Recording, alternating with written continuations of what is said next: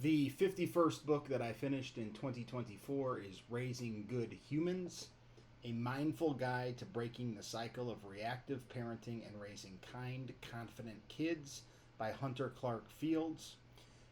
This was recommended to me not because I'm a parent, but because I'm a teacher.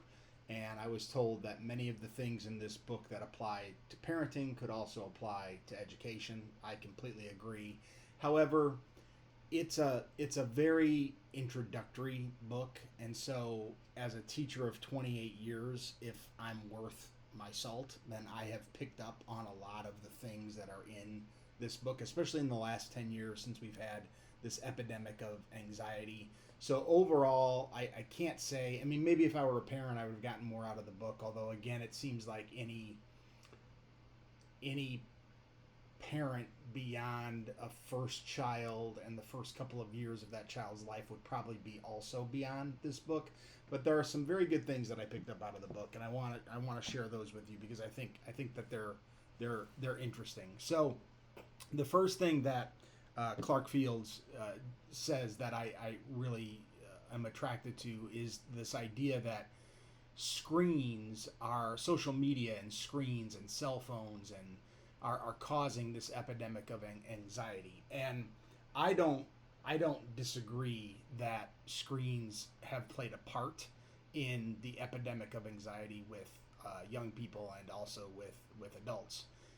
I, I've often questioned if that's the only reason. I often see that given as the only reason. In fact, in the state of Indiana, we just passed a law that no school is allowed to have their kids with their phones unless it's an educational reason. And I think that's a fine intended law, but at the same time, all of our students and every student I know of at every school has a laptop or a MacBook or a iPad or something. So taking their phones away doesn't really take them off the screen. So I kind of question the law a little bit.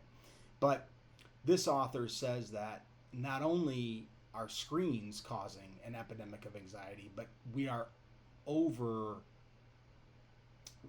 regulating our kids. We are over scheduling our kids at a very young age, and that causes an epidemic of anxiety. So the kid that has ballet at 5 o'clock, followed by occupational therapy at 6 o'clock, followed by swim lessons at 7 o'clock, followed by homework at 8 o'clock, followed by bedtime at 9 o'clock, is a kid that's just as likely to suffer from anxiety in their teenage years as a kid who's been given a cell phone at too early of an age. So I really appreciate having another view or another reason to tack on to this epidemic of anxiety, which of course affects my work quite a bit.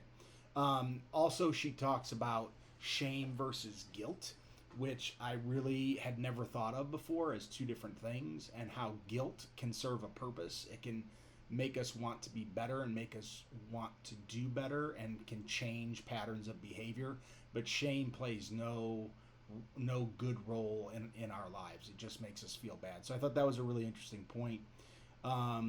She talks about how if a child does something that's out of order, if a child does something that displeases the adult in their life, and of course she's talking about parents, but I really think that I can bring this in the classroom as well.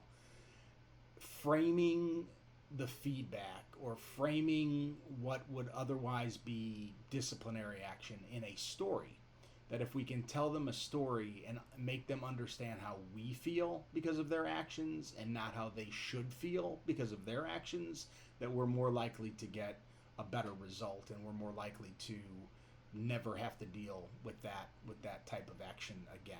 And then finally, she speaks very well of Montessori education, which I think, especially for younger kids, is an excellent vehicle, an excellent way to start education, giving them the freedom of thought.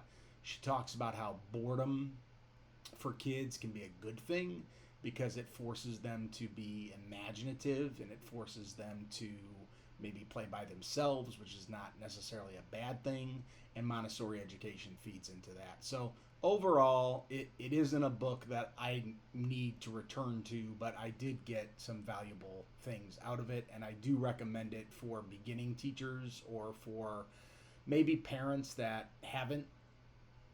given haven't gotten pregnant yet and are thinking about getting pregnant. This might be a good book for them to pick up and read.